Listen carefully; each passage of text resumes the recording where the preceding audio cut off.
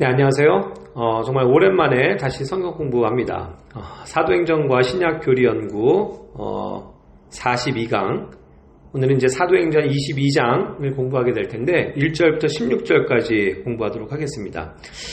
그동안 이제 그 사도행전 공부를 하다가 여러 가지 일정들이 있고 또 다른 성경 공부를 또 진행을 했어야 됐기 때문에 잠시 쉬다가 이제 조용하게 하나님 말씀 묵상하면서 공부하는 자료들 이렇게 영상으로 올리고자 합니다.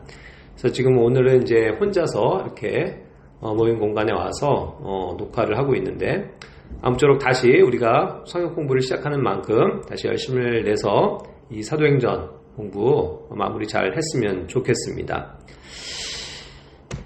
네, 그 21장까지의 내용의 그 마지막 부분이 이제 바울이 예루살렘에 갔다가 이제 그 군중들에게 붙잡히는 장면이죠. 그래서 거기에서 굉장히 큰 소란이 있었는데 거기에 이제 양해를 얻어서 바울이 유대인 군중들에게 뭔가를 이제 말하기 시작하는 그런 장면으로 22장이 시작됩니다. 그래서 1절에서 바울이 유대인 군중들에게 이와 같이 말하는데 그 호칭을 유념해 보시길 바라요. 사람들아, 형제들아, 아버지들아, 이와 같이 시작을 하거든요. 이 표현은 그 유대인 사회 안에서는 굉장히 적절한 호칭이자 표현입니다. 왜냐면 이제 보통 거기서 이제 남성 중심의 사회였잖아요. 그리고 이제 남자들이 그 주가 돼서 질서를 유지하는 것이죠. 그러다 보니까 그 유대인들에게도 그 남자들이 모여있는 그 군중들의 그런 모습을 생각할 때 거기에 어쨌든 많은 남성들이 지금 다 와 있다는 거죠. 그랬을 때 일반적으로 사람들아 이렇게 이야기할 수도 있지만 의인으로서 동질감을 갖게 하기 위해서는 자기와 비슷한 그러한 모든 남자들에게 형제들아 라는 어떤 형제의식을 표현하는 건 굉장히 적절한 표현입니다. 그리고 이제 아버지들아 한 것은 아무래도 그들이 그 아버지 또 자신들의 할아버지 그 조상들을 다 아버지라고 부르는 만큼 이 아버지에 대한 어떤 특별한 그 부권 중심은 굉장히 중요한 그 사회의 통념이었죠. 그러다 보니까 자기보다 나이 많은 사람들에 대해서는 아버지들아 이렇게 아버지들이시여 이렇게 표현하는 것 자체가 굉장히 적절한 표현이었을지 모릅니다. 그러다 보니까 이제 유대인들은 이런 표현에 익숙하니까 듣게 되겠죠. 그렇죠? 그러면서 이제 자신의 그 변명을 좀 들어달라 이렇게 이야기하고 있는 겁니다. 여기서도 이제 바울이 자기의 변명을 들어달라라고 얘기를 했거든요. 변명이라고 하는 것은 오히려 조금 자기가 그러한 상황을 숙이고 들어가는 효과가 있었습니다. 왜 그러냐면 제 주장을 좀 들어보십시오. 제가 여러분들 앞에 뭔가를 좀 설교를 하겠습니다. 라고 한다면 지금 이렇게 살기등등 바울을 못 잡아먹어서 안다는 이 군정들한테 먹힐 일도 없을 뿐만 아니라 오히려 더 역효과가 나겠죠. 뭔가 저 인간이 우리한테 뭔가 설교하려고 든다 이런 식으로 좀 받아들이면 뭔가 충돌할 수도 있기 때문에 바울은 여기에서 자신을 좀 낮춰서 제가 좀 변명 좀 하겠습니다 이런 식으로 이야기했다는 거죠. 그러다 보면 이제 아무래도 누군가 이제 저 사람이 변명을 한다고 하니까 그거 정도는 우리가 한번 들어주자라는 조금 이렇게 마음이 온화해 줄 수 있는 그런 분위기가 조성이 되었을 것 같아요. 자, 2절에서 보면은 그 바울이 즉시로 히브리 말로 말했다라고 얘기하고 있거든요. 이것을 일단 히브리 말로 말한 겁니다.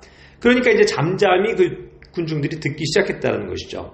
자, 그 바울은 로마 시민으로서 그 당시에 또 잘 배운 사람으로서 그들 가운데 이렇게 통용되고 있는 그리스어를 할 수도 있었고 또 여러 가지 원하기만 한다면 그가 받은 그런 교회 안에서의 그런 은사를 통해서 다른 언어로도 얘기할 수 있겠죠. 그런데 이제 어쨌든 거기 모인 사람들은 다 정통 유대인들 아닙니까? 그러니까 당연히 히브리 말로 유대인들의 그 말로 하는 것이 적합한 거죠. 그러니까 이제 당연히 누구나가 다 듣고 이해할 수 있는 그 히브리 말로 하니까 이제 조용히 듣고 있게 되는 겁니다. 왜냐하면 바울이 정통 유대 사회에서 자란 사람이 아니고 그 다소 출신의 사람이잖아요. 그렇고 또 그가 어떻게 보면 또 그것을 알고 있는 사람이 있을지 모르겠지만 일단 로마의 시민권을 가진 그런 사람이기 때문에 어떻게 보면 이제 히브리 말이 그러한 제2 외국에서 태어난 사람들이 말하자면 이민자들 생각해보면 그들이 뭐 유창하게 자기네 언어를 하지 못하는 경우도 있잖아요. 그런데 이제 어쨌든 바울은 그 히브리 말로 또렷또렷 얘기를 하게 되니까 그 정통 유대인들이 잘 그것을 듣게 되는 효과가 있었고 또 본인 자신도 바울이 나는 정통 유대인이다. 그래서 이와 같이 이제 그런 것들을 피력하는 효과가 있었다는 겁니다. 자, 3절에서 이제 자신의 그런 출신 성분에 대해서 구체적으로 이제 피력하기 시작하죠.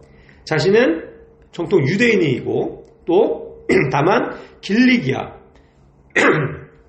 이스라엘 땅은 아닙니다만 저 길리기아에 있는 그 로마의 식민 도시죠. 거기 이제 다소 출신입니다. 다소라는 그 도시에서 태어나서 자랐다. 그걸 얘기했습니다. 그러면서 이제 더 내세운 건 뭐냐면 자기가 가말리엘의 발밑에서 성장했다. 이 가말리엘은 누굽니까? 예.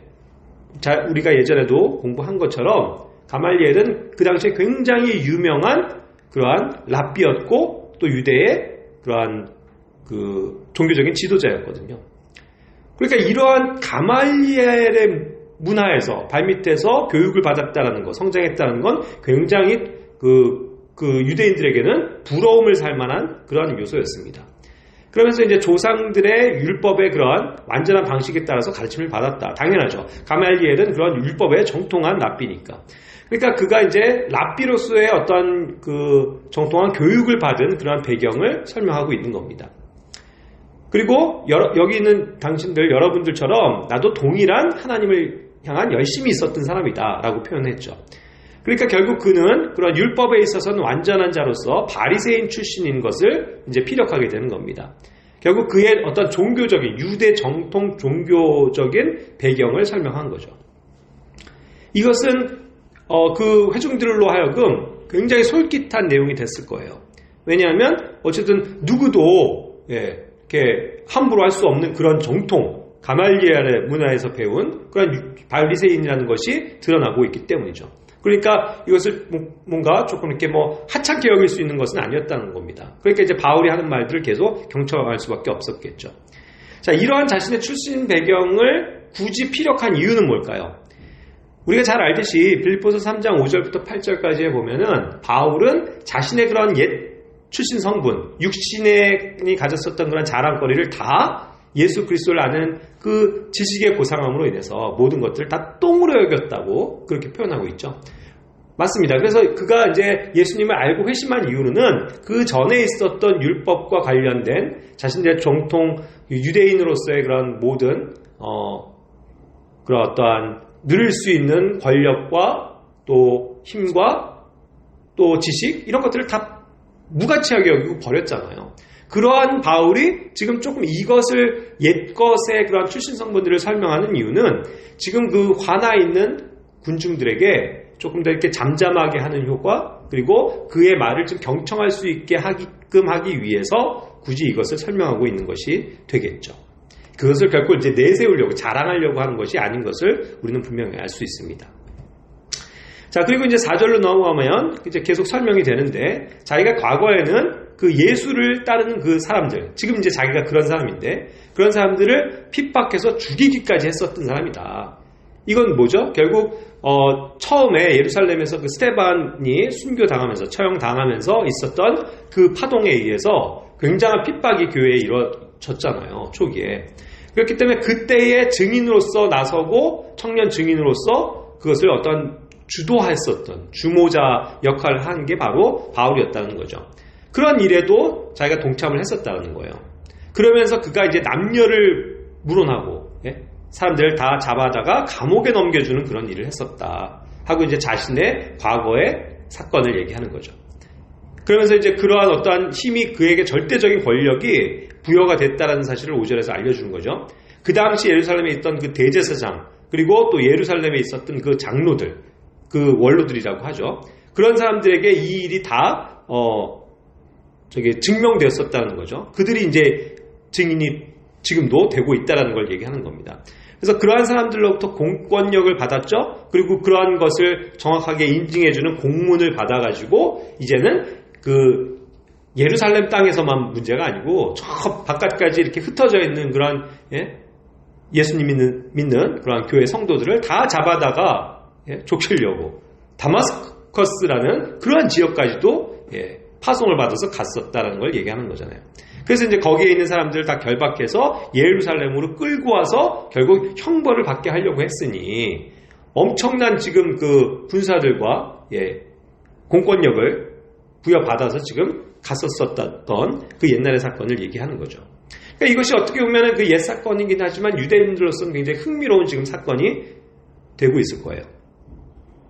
자, 그런데 이제 6절에서 그러는 과정에서 이제 거의 다마스커스에 도착했을 때 어떠한 일이 일어났는지를 얘기하고 있는 거죠. 시간은 정오쯤 됐습니다. 그때 갑자기 하늘로부터 큰 빛이 나와서 자신을 둘러 비쳤다. 그런 이제 자기가 본 사실을 얘기하고 있죠.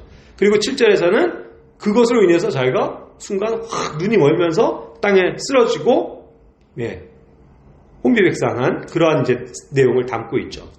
그때 이제 그가 분명히 들었었던 그 음성을 지금 간증하고 있습니다. 사울아, 사울아, 어찌하여 내가 나를 핍박하느냐. 이 음성을, 또렷한 음성을 자기가 그때 들었다라고 이야기하고 있는 거죠. 역시 이제 사울아, 사울아, 그 유대인으로서의 정통 그의 이름은 사울이니까 그 이름을 사용하고 있는 거죠. 자, 그리고 이제 8절에서 보면 그러한 일이 있은 다음에 그가 어떻게 한 거예요? 그에게 나타나서 말씀하시는 그 음성이 결국 하나님이시라는 것, 주님이시라는 것을 그는 직감한 거죠. 보통 그렇습니다. 그런 어떠한 하나님으로부터의 절대적인 어떤 음성을 들었을 때 그 이스라엘 백성들은 하나같이 주여 어디 계십니까?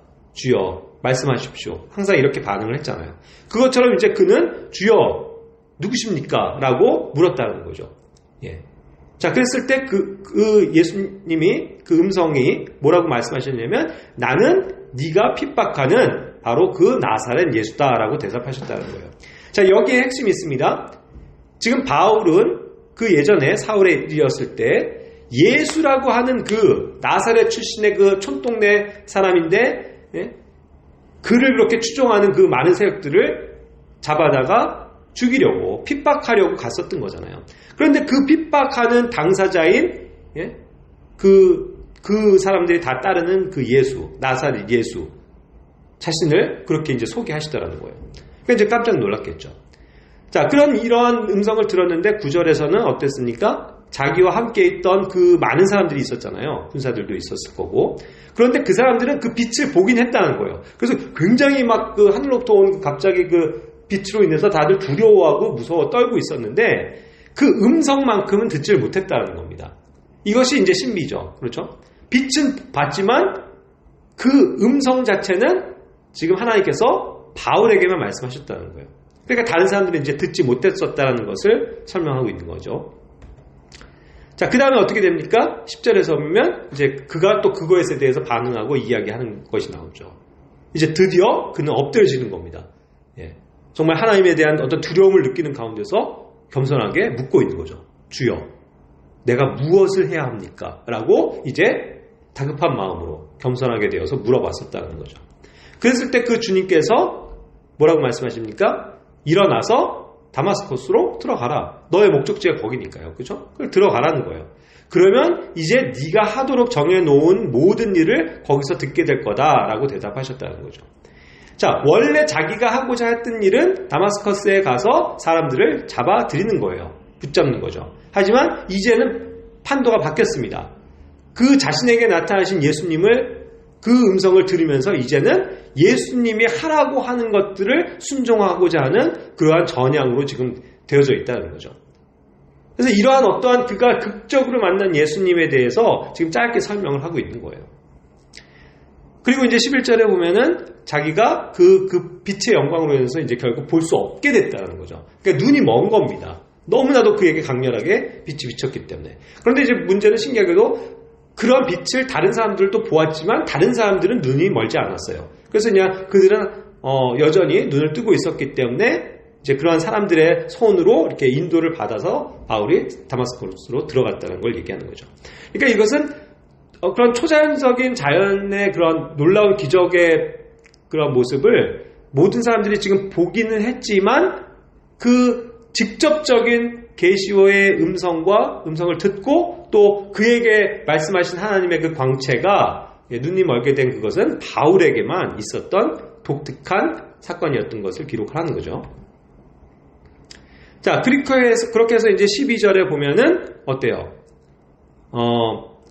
이제 실제로 다마스커스로 들어가서의 일들을 얘기하는 겁니다. 거길 들어갔더니 그 율법에 따라서 독실한 사람을 하나를 만나게 되는 거예요. 예수님의 인도로. 그래서 그곳의 모든 유대인들에게 평판이 좋았었던 그 사람을 만납니다. 그의 이름은 아나니아라고 지금 설명을 하는 거죠.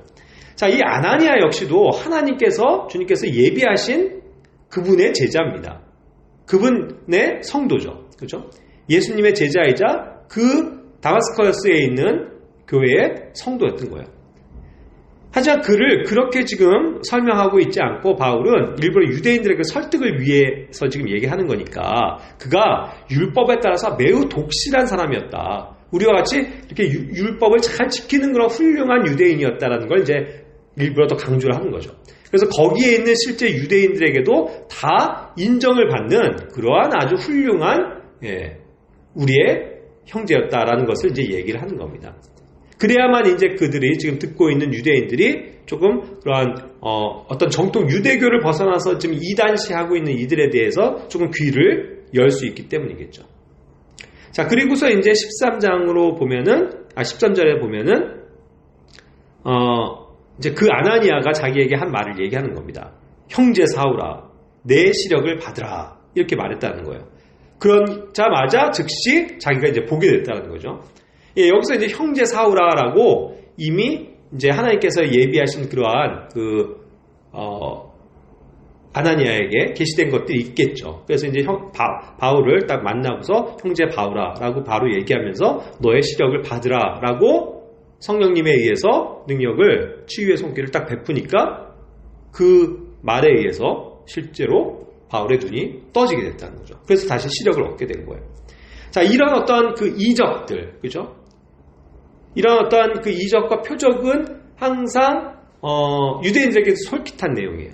유대인들에게는 항상 이런 이적과 표적이 관심사항입니다. 그렇죠? 그러니까 이제 이렇게 신기하게 지금까지 진행이 된 사건들을 이야기하니까 아마도 유대인들은 뭔가 굉장히 솔깃하게 하나님께서 베푸신 어떤 이적 또 어떤 표적으로서 지금 받아들이면서 그 다음의 내용들에 대해서 궁금해할 수도 있게 되겠죠. 그러니까 이러한 어떠한 기승전결에 있어서 이제 그런 백그라운드를 설명하는 과정들이 바울로서는 굉장히 지혜롭게 지금 얘기하고 있는 것 같아요. 그래야만 이제 유대인들이 그래도 잠잠한 가운데서 자기들이 들을 거를 듣게 되니까. 그렇지 않고서 뭐 다이렉트로 그냥 뭐 자기가 만난 예수님은 어떤 분이고 여러분들도 예수님을 믿고 받아들여야 되고 회개해야 된다 이렇게 나갔으면 더 이상 들으려고 하지 않았겠죠. 그러니까 이제 이런 면에서 이제 지혜롭게 지금 설명을 하고 있는 겁니다. 자, 그리고 이제 14절로 보니까 아나니아가 계속 이제 말을 이어가는 거죠. 자기에게 이제 나타나신 하나님의 뜻을 전달하는 겁니다. 그래서 이제 그 바울에게 뭐라고 얘기하고 있냐면 우리 조상들의 하나님께서 이제 너를 택하셨다. 그렇죠? 하나님께서 그를 택하셨다는 것을 아나니아는 이미 이제 만나서 들은 거잖아요. 그 사건이 이제 이미 사도행전을 우리가 공부할 때 보았었던 사건이죠. 예. 9장에서. 자, 그러니까 이제 너를 택해서 너로 하여금 자신의 뜻을 알게 하신다. 예. 그래서 하나님께서 그 자신의 뜻을 이제 이 바울에게 알게 하신다는 사실을 공포하고 있는 거죠. 그러면서 이제 저 의로우신 분, 즉 예수 그리스도입니다. 그분을 이제 보게 하시고 그분의 입에서 나오는 모든 그 음성을 이제 듣게 하셨다라고 그 하나님의 말씀을 대언해 주는 겁니다.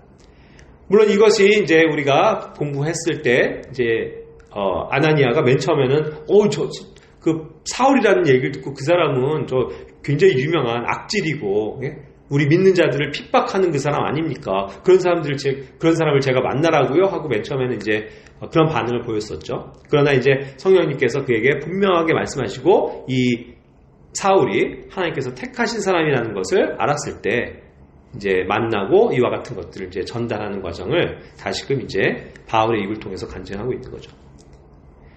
자, 그리고 이제 15절에 보면 그거에 이어서 이제 아나니아가 뭐라고 또 얘기하냐면 이제 네가 보고 들은 것에 대해서 모든 사람을 향해서 내가 그분의 증인이 되어야 한다라고 그것을 이제 증언해 주는 겁니다. 이제는 완전히 판도가 바뀌는 거죠. 그의 바울의 인생이 송두리째 바뀌어버리는 장면입니다. 이제부터는 네가 보고 들은 것에 대해서 모든 사람을 향해서 증거해야 된다. 증인이 돼야 한다. 그 성령님의 계시를 아나니아를 통해서 주셨던 거죠. 예.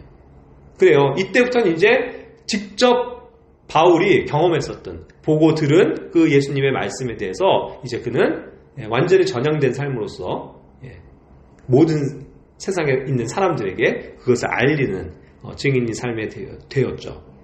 실제로. 자, 그래서 이제 마지막으로 16절까지 오늘 보겠는데 16절에서는 어떠한 내용을 다루고 있습니까? 그러니까 이제 그 사건 이후에 아나니아가 또 그렇게 명령한 거예요. 이제 주저하지 말아라. 주저하지 말고 주님의 이름을 부르고 일어나서 침례를 받고 내 죄들을 씻어버리라. 이 명령을 이제 하게 된 거죠. 그래서 그것을 바울이 순종했다는 사실을 말하는 겁니다. 이젠 주저할 필요가 없죠. 그 확실한 주님을 경험했으니까. 다마스커스 도상에서 만난 그 빛으로 드러나셨던 그 예수님, 그걸 직접 만난 거고요. 그리고 그분의 음성을 들었잖아요. 예. 이것이 이제 정말 놀라운 사도 바울의 체험이었어요. 그렇게 해서 직접 예수님을 그 순간 이제 만난 거죠. 그렇기 때문에 직접 예수님을 보고 그분의 명령을 따르는 사도로서의 권한이 근거가 여기에서 주어지는 겁니다. 그래서 이제 그는 주저하지 않고 진짜로 주님의 이름을 불렀죠. 예. 주 예수 그리스도의 이름을 부르고 또 하나님의 또 이름과 또 성령님의 이름으로 그가 이제 침례를 받게 된다는 거예요. 예수님을 자신의 구주로 믿고 받아들이는 역사가 있었던 거죠. 그렇게 해서 이제 침례도 받게 되고 침례를 받았기 때문에 죄들을 씻어진다는 내용이 아니고 이것이 동시적인 얘기를 하는 겁니다. 왜냐하면 그렇게 해서 예수 그리스도를 믿고 받아들였을 때 그는 즉시 성령님을 받게 되는 거니까요. 그러면서 성령의 침례가 이루어지고 또 실제로 물로서 받는 침례도 순종을 했다는 내용입니다. 그렇게 돼서 그가 이제 영적으로 변화되는 것, 하나님의 왕국에 들어가게 되고 또 모든 그의 죄들이 용서함을 받은 것, 그 죄들을 씻어버리게 된 것, 그것을 이제 함축해서 설명을 한 거죠. 자, 여기까지가 이제 그 바울이 만난 그 예수님, 그리고 그분의 말씀에 이제 순종해서 예수님을 자기가 주님으로 믿게 되고 또 죄들의 용서를 받고 또 그 성령님의 부르심을 받게 된 그 개인의 회심, 그리고 부르심, 그리고 또 그 구원의 간증인 것이죠. 그래서 이제 16절까지는 이러한 내용을 전반해서 지금 아무런 어떠한 막힘 없이 잘 변명을 할 수 있었던 겁니다. 그래서 이제 그 이후의 이제 내용들과 또 다시 이제 벽동되어지는 그러한 사건은 17절 이후로 해서 다음 주에 설명을 하도록 할게요. 자, 어쨌든 다시금 우리가 그 사도행전 성경 공부 시작하는데 다시 열심을 내서 이번 연도까지는 이 사도행전 말씀 28장까지 잘 정리가 되고 공부를 마쳤으면 좋겠습니다. 감사합니다.